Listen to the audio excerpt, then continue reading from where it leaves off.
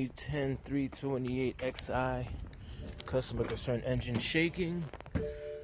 We have a misfire cylinder 1. You can tell it's misfiring just hearing that. That's the misfire in the exhaust. So take note. We'll see how it sounds after we fix it. Definitely gonna have to fix this situation. It needs a hood lever to open the hood. Alright, we got the engine cover. We're gonna get this off, get to the spark plugs. Might have to take the cowl off as well.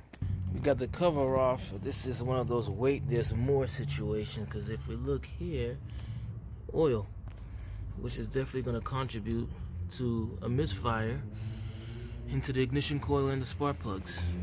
And the source of this oil leak is definitely from here. It's leaking, so look like somebody tried to fix it with some gasket sealant maker, but it didn't really do a good job. Or maybe it was only temporary. Correction, there's no oil in the cylinder tube, so this oil here couldn't possibly be contributing to the misfire. But at times, if there are oil in your coils and spark plugs, it can cause the misfire. Okay, so we got the old plugs out. This was cylinder 1, which had the misfire. I don't really see anything too crazy with it, so it definitely could have been in the coil. But since this client did buy this car and he doesn't know when these plugs were changed, we're gonna put in the new ones.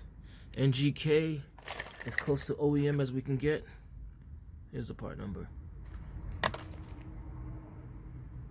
Okay, so we got all the plugs in, and we're going with a Delphi as close to OEM for the new coil, cylinder 1. We got all the plugs in, replace cylinder 1. And we can see that the exhaust is no longer giving us that putt-putt sound.